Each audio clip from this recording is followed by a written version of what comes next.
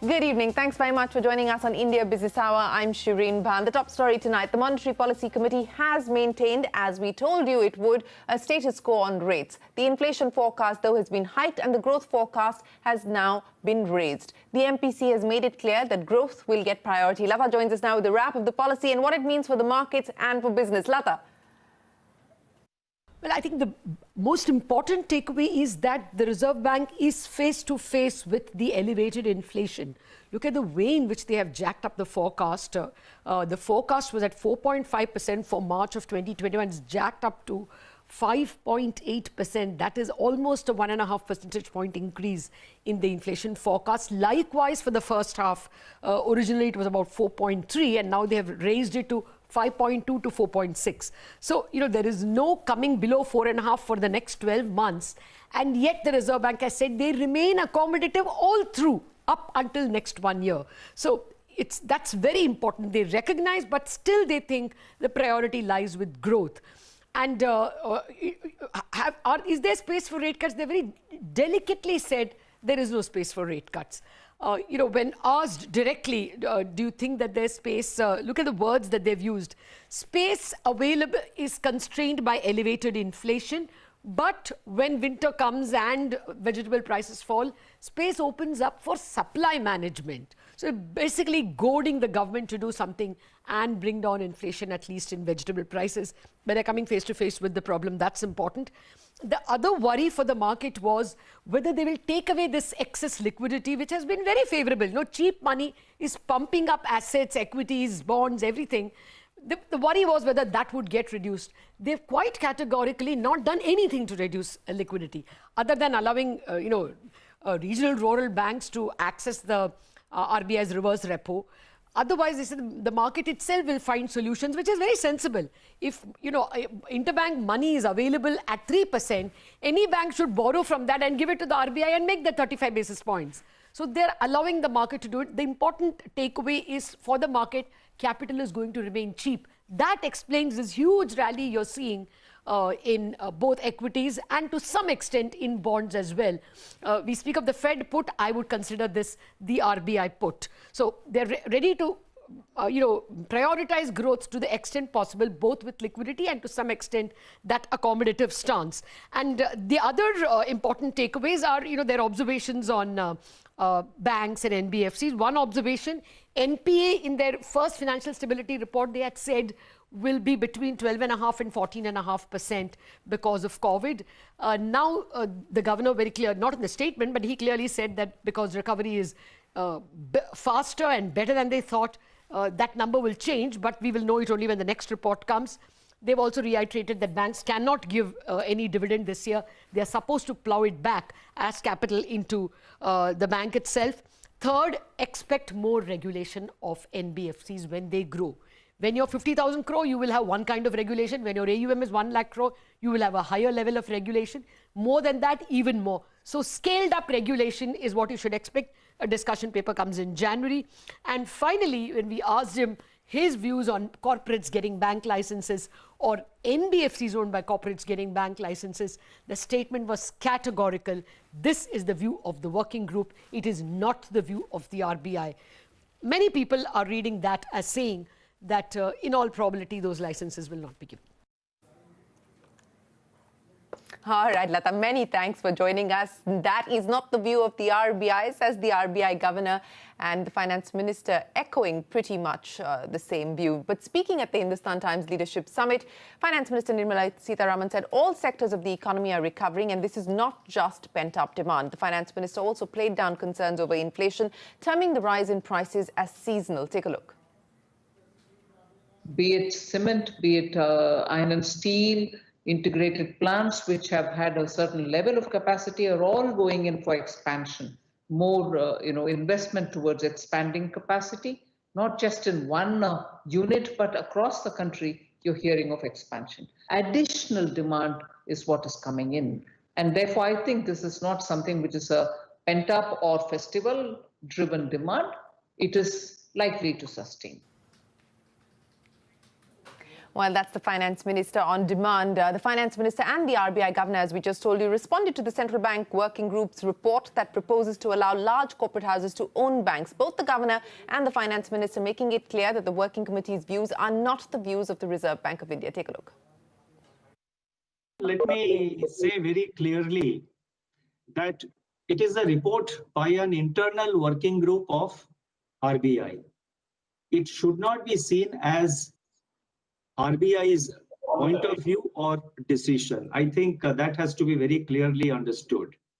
The internal working group had two external members who are also members of the RBI Central Board. And the internal working group has acted independently. They have had their independent deliberations. They have given a certain point of view. RBI has not taken any decision on these issues so far. Private sector, NBFC, becoming banks, licensed, were all done during the last, let's say, 10 years. In the last 10 years, you've had private banks coming up. So these are not new discussions. These are not discussions which are happening only now. These are discussions not happening just under this governor. These are discussions which have happened under earlier governors also. That is not the view of the RBI. That's the unequivocal message coming in from the governor and the finance minister. Now, the central bank governor has defended the restrictions imposed by the RBI on HDFC Bank for repeated tech glitches over the last 2 years. When asked about it, the governor said lakhs of people should not be forced to face difficulties over digital banking. Take a look. See, we cannot put thousands or lakhs of customers who are using digital banking into any kind of difficulty for hours together. And especially when we are ourselves giving so much of emphasis on digital banking, the public confidence in digital banking has to be maintained. And I'm quite sure the HDFC Bank management will take necessary, we are quite optimistic that they will take necessary action in that direction. Well, let's move away from the MPC now. The bulls charged ahead on the Lal Street after the RBI decided not to drain liquidity and keep the system flush with cash. The Sensex hit a new record high, scaling 45,000 for the very first time. The Nifty also scoring a century with the bank stocks leading the rally. Bond prices perking up, buoyed by the RBI's liquidity decisions or the lack of them. But the other big story today, it's day 9 of the farmers' protests at Delhi's borders, and the agitation is set to intensify. Farmer leaders who've been in a meeting today have once again reiterated that they reject the government's proposals for an amendment in the law and that there is no change in the demand for a guarantee of a minimum support price and a complete repeal of the laws. The leaders have called for a Bharat Bandh on the 8th of December. Meanwhile, a plea has been filed in the Supreme Court seeking the removal of farmers from the Delhi borders to a designated area. Remember, the 7-hour-long marathon meeting between the top government ministers and over 30 farmer unions yesterday failed to break the deadlock. Agriculture Minister Narendra Singh Tomar has hinted that the centre could be willing to give an assurance on MSP in writing to the protesting farmers. Farmers, remember, have said anything short of a legislative right will not work. Finance Minister Nirmala Sitharaman also threw her weight behind the farm laws. मुझे लगता है अगर किसान union ये चाहेंगी तो हमें लिख के देने में भी कोई दिक्कत नहीं है, क्योंकि एमएसपी जारी रहेगी, ये सरकार का संकल्प है और इसलिए जब वो कहेंगे तो लिखित में देने में कोई दिक्कत नहीं है। हम लोग जरूर इस बात को विचार करेंगे और दे देंगे। आपने कहा कि बैठक में किसानों की चिंता वाले बिंदुओं को चिन्हित कर लिया गया है और सरकार उनके समाधान के लिए प्रतिबद्ध है। किन किन मुद्दों पर सरकार और किसान एकमत हैं और किन मुद्दों पर मामला अटका हुआ है? स्वाभाविक रूप से किसान यूनियन की ये चिंता थी कि नए कानून से जो पुराना एपीएमसी है वो कमज़ोर हो जाएगा, तो एपीएमसी कमज़ोर ना हो ये किसानों की चिंता है। तो भारत सरकार इस चिंता से अवगत हुई है और हमारी लगातार इस बात की कोशिश रही है कि नया कानून एपीएमसी को अतिक्रमण न करे। I know the ministry, Agriculture Ministry and Farmers Welfare have gone through the process of talking to a lot of stakeholders, and only after that. And after all, these are things which have been in the discussion for a very long time. Many parliamentary committees have also discussed some aspects. One has discussed on some, and some others have discussed on some others. So it's not something which was just done in a jiffy. One thing for sure, between 2014 and 20, compared to a similar number of years previously, we have proven that we take MSP seriously.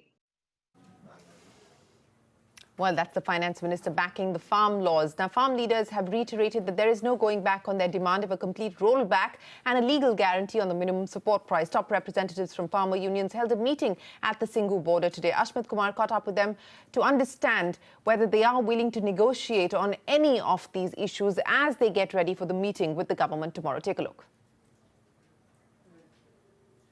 The meeting within the farmer leaders has just ended. We understand that they've developed consensus on a number of issues. One key factor amongst them has been is that there is no going back from their earlier stance, that as we understand, the demand for a legislative guarantee for the MSP will continue.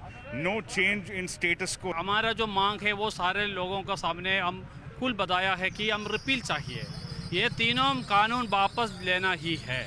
इसमें कोई हमको doubt नहीं है, non negotiable है। Madam, आप महाराष्ट्र से भी हैं, अगर मैं आपसे भी आपका इनपुट ले पाऊँ, यहाँ पे जो सरकार की तरफ से दलील है कि हम रोल बैक तो नहीं कर सकते, पर हम कुछ अमेंडमेंट करेंगे कि हम एक सिविल कोर्ट्स ले आएंगे, हम इसमें पैरिटी करेंगे प्राइवेट ट्रेड और APMC ट्रेड में। इसमें आपका क्या कहना है कि क्या इससे किसान आश्वस्त होंगे? क्या ये इनफ है?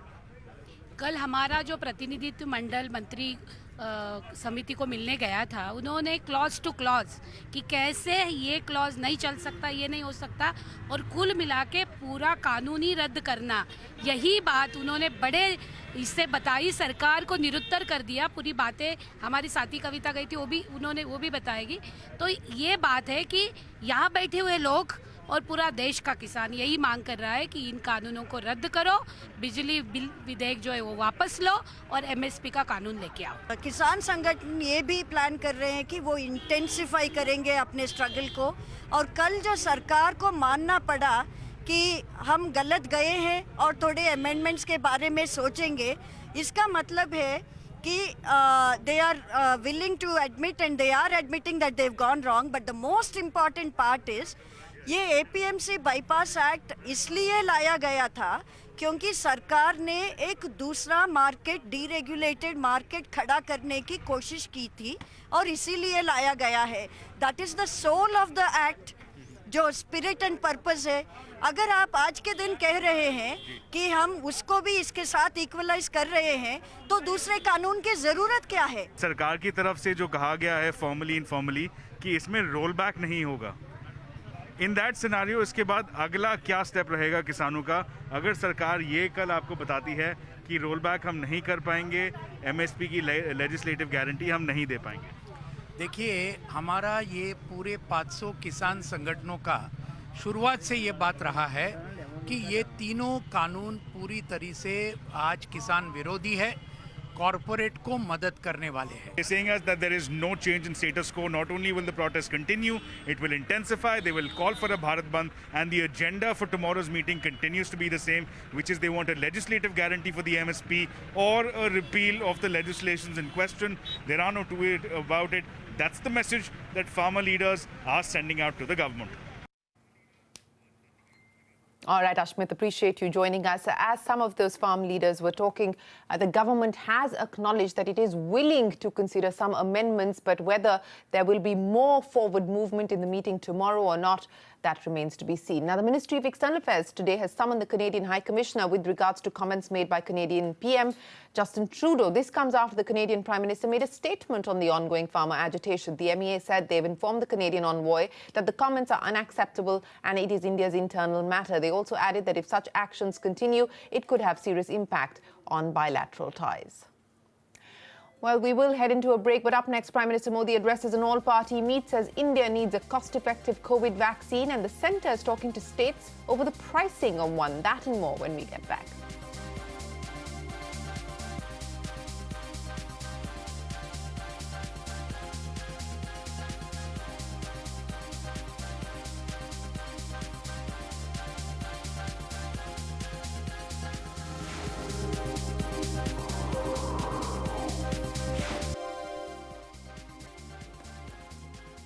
Well, here's the latest on COVID. Daily active cases continue to fall for the 7th straight day, dipping by 6,800 in the last 24 hours. Total new cases at over 36,000 have remained lower than recoveries for 7 days now. And with recoveries firmly above the 40,000 mark, the recovery rate has risen to 94.2%. The number of deaths, though, has remained above 500 for 3 straight days. So that's the latest on the COVID tally.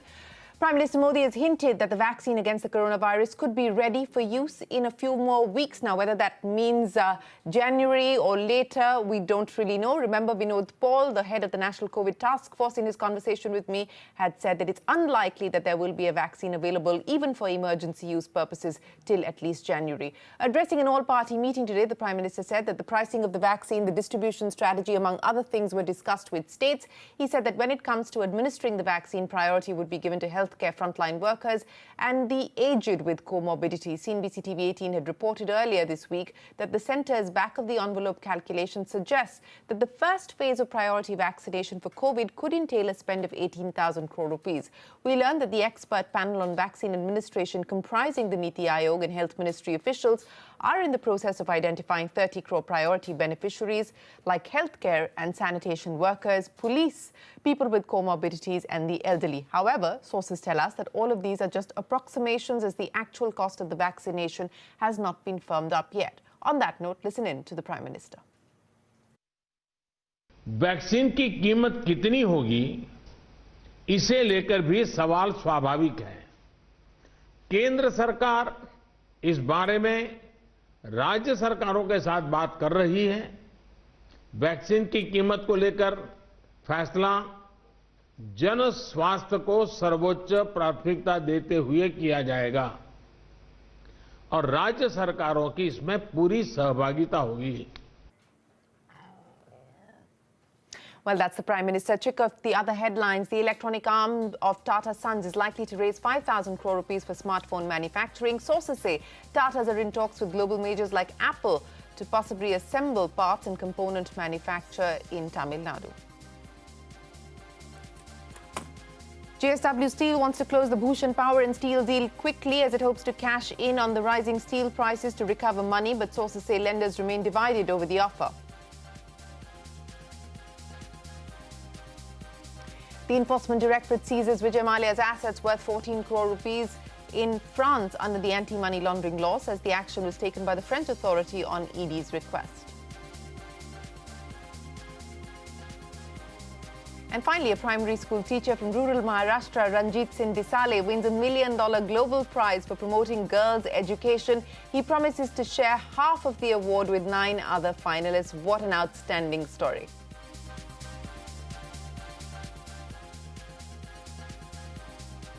And on that note, it is time for us to wrap up this edition of India Business Hour, the last edition of India Business Hour, as we get ready to turn 21. So see you on Monday on CNBC TV18 as we bring in a new year. From all of us here, goodbye. Many thanks for watching.